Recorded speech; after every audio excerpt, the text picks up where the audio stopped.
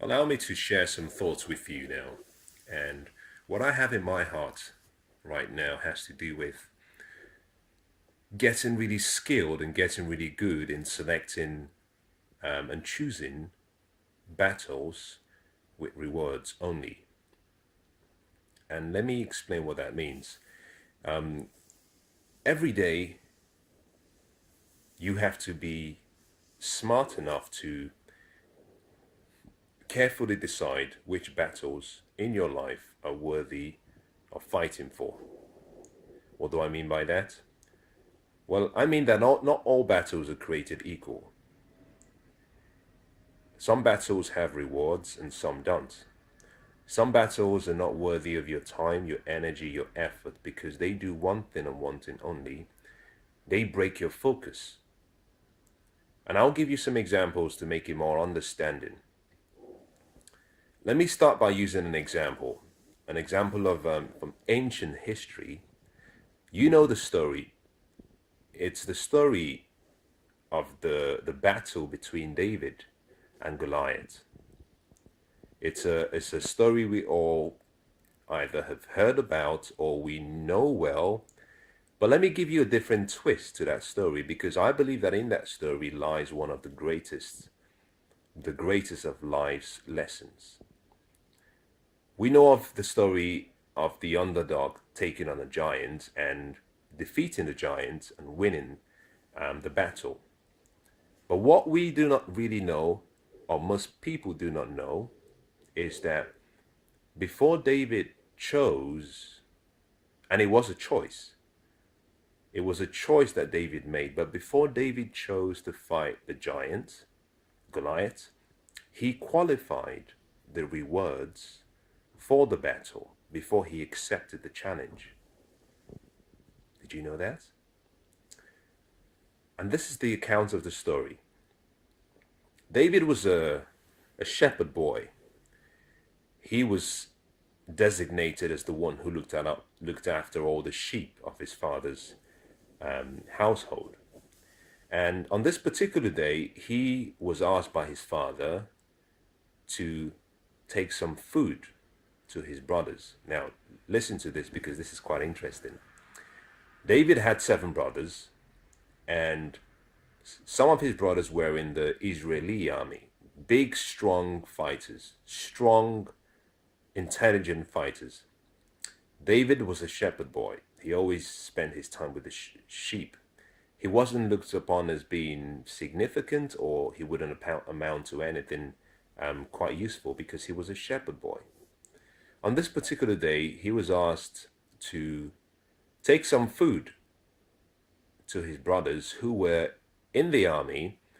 And at this point in time, they were going to fight, the Israelites were going to fight the Philistines. This is what the account of the ancient story says.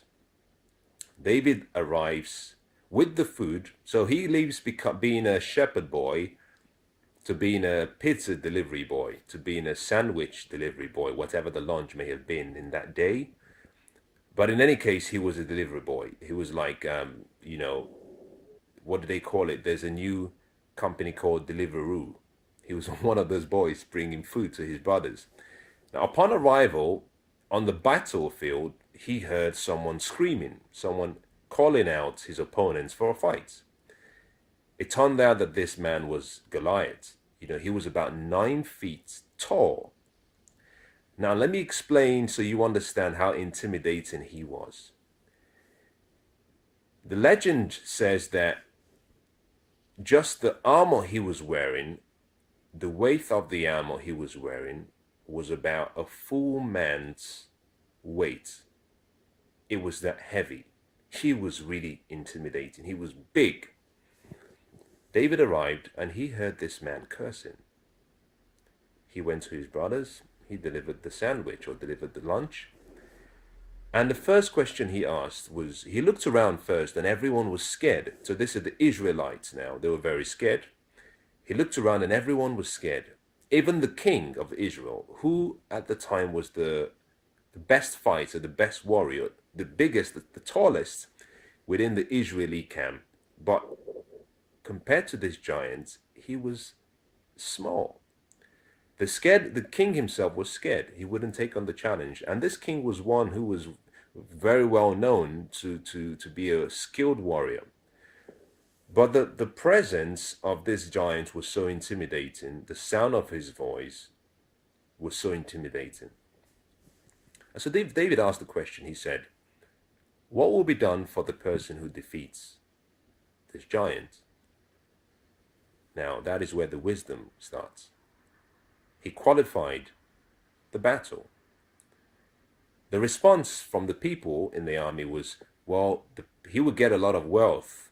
The king would give him so much wealth that he would marry the king's daughter. So he marries into the royal family, and that the king will exempt him and all of his family from paying taxes.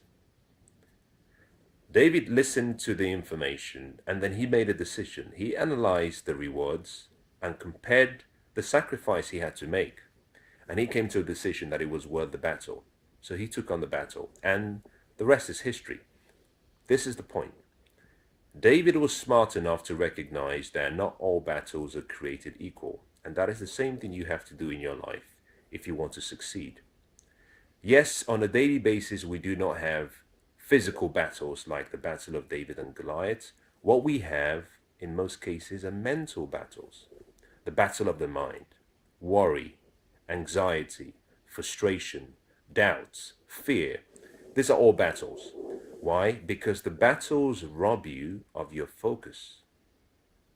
The battles come into your mind and rob you of your ability to make a decision. If you've ever been on the road driving and someone very quickly cuts in front of you, but drives very, very recklessly,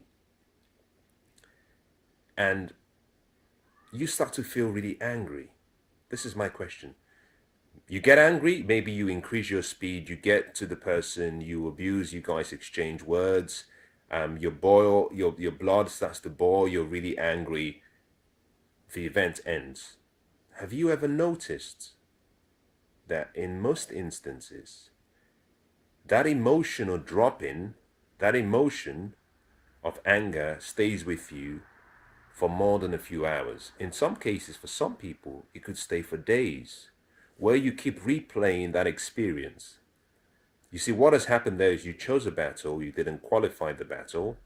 You chose a battle, someone has come into your life and left you in a less empowering state in your mind, because everything occurs in your mind first. Manage your mind, you can manage your life. But you chose the battle, you didn't qualify the battle by asking, what's the reward? Because had you asked yourself that question, it's possible that you may simply have said, let it go, not a big deal. But instead, you've driven faster, you've slowed down, you've exchanged words, and you're carrying this anger in you now. If you were traveling back home, maybe you come back home with that anger and you release that anger across the family with your loved ones, or you take it to the workplace, or you take it to meet a client. It doesn't really matter. But what happens is that you are left in a state that is no longer empowering, in a state that you do not even want to be in a state that can rob you of the true goals and outcomes that you wanted for the day. And this is the point. It robs you of the results that you expect from the day. So always stop and ask yourself the question, is it worthy of my time, energy, and focus? Because not every battle is created equal. You have to be smart enough to qualify battles. I try this nowadays in my life, that there are times when and I do this not just with business, but also I do this with strangers I see on the streets, strangers I meet in public places, but also my family. There is a time for everything under the sun. There is a time to laugh and there's a time to cry. There's a time to fight and there's a time to seek for peace. Qualify all the battles in your life. So I could be walking and I walk into a supermarket and I get treated rudely by maybe a staff. Not that it happens regularly, but I'm just using this as an extreme example. Or maybe I get delayed and it comes for time for me to pay, and I choose to be rude at that point. And the next thing I know, we're exchanging words. I pick up my items and I walk out, and I carry all that emotional baggage back with me. I came in without it, but I'm leaving with emotional baggage. I'm leaving frustrated. I'm leaving depressed, angry. I'm leaving with a broken focus. Focus is one of the most important success ingredients. If anyone breaks your focus, they've won. They've won.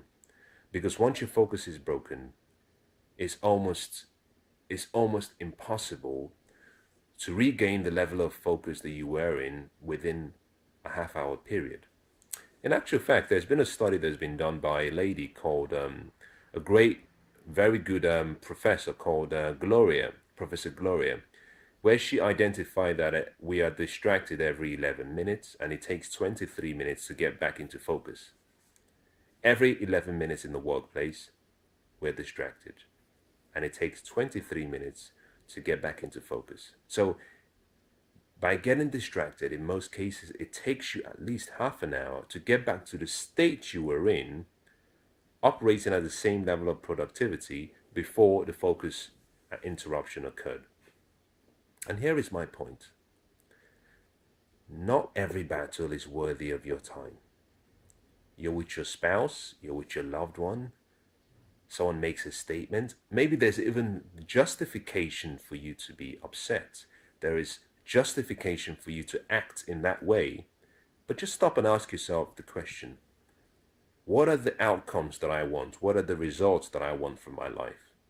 Because how I react, is that going to get me to the dreams and goals I want? Is that going to be congruent with the outcomes and the results that I want? If the answer is no, walk away. On the other hand, ask yourself the question, what's the reward for the battle? What's the reward for the emotional, physical, whatever that battle may be, whatever shape or form it might come disguised in? Ask yourself the question, is this worthy of my time? The reason simply is that your time is your most important asset. Now, if you invest 1 hour of your life in something, or 1 hour of your time in something, you haven't just invested time alone. You've invested all of you. Your energy, your presence, your intellect, your emotions, everything is invested in that hour. So it's an hour of your life invested. And all investments must be assessed based on, are they liabilities or are they assets? So a simple way of changing your life and pushing you towards achieving the dreams and the goals you want and being happy, I think this probably has more to do with being happy, is simply ask yourself the question, is it a worthy battle? Is it worthy of my time, my focus, my energy, my experience, my attention? And what is the reward? Whenever the reward is not good enough, walk away. In business and in transactions, you see sometimes some companies want to buy over another company. They start the negotiations. It gets to a point where they see that the sacrifice they have to make far outweighs the reward. In that case, on that basis, they walk away. So in the same way, adopt that principle of life, qualify the battles. Now, for you to become great at being able to qualify battles, you have to have guiding principles or philosophies. Give you a good example. One of the ones that I hold dearly, and I've tried to adopt and I try to remind myself of it as much as I can, is the golden rule, which says if you do unto others as you would that they do unto you. There's another part of it not connected directly to it, which simply says that whatever you do for other people, life finds a way to do it back for you. If you add value to the lives of other people, life rewards you back in the same level that you've invested in other people. So it's about creating more value for other people. And I believe that works. And I believe in that particular philosophy. So what that means is in my dealings with people, nowadays, and I didn't know this, a couple of years ago, I'm only learning so much from my mistakes. But a couple of years ago, I didn't know all of this. And if had I known it, my life may have been different. Let me just take a detour and just say something to you. Write this down. This is what I call a wisdom advice.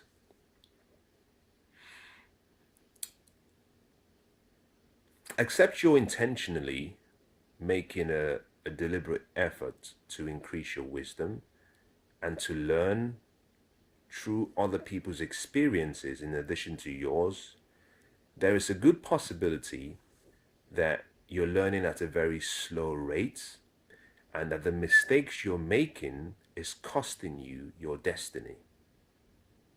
I'll say that again because I think it's worth repeating. Except you decide, and until you come to the point where you decide that in addition to using your experiences, that you would also leverage other people's experiences and time and learn from their experiences, there's a possibility that you will be making decisions, or the decisions that you're making in the present is robbing you of your destiny of the future because you're making mistakes, and mistakes can cost you your destiny. The whole point of that is simply to say this: don't be stupid. Ignorance is okay, but don't be stupid. Ignorance has to do with not knowing something. Like, I do not know a lot about computers. I don't even want to know. As long as I can put them on, I'm happy. I'm ignorant about cars and how to fix cars and how to service cars. I understand buildings, I understand real estate, I understand some aspects of business, not every kind of business. I understand some aspects of business. There are areas in my life that I know, that I understand. I can talk about personal development. I can talk about life coaching. I can teach you about motivation, inspiration. The areas and the things that I can talk to you about for days, unscripted, because I have a knowledge in those areas. There are other areas in life that I have no knowledge about. In those areas, I'm ignorant. And that's okay, because we all have to have a focus area. There has to be an area where our purpose and our passion come together and complement the gifts and the skills that we have. So we're not going to be knowledgeable in every area. So we're ignorant in some areas. Being stupid, on the other hand, is making a conscious decision that you will not learn, that you refuse to learn.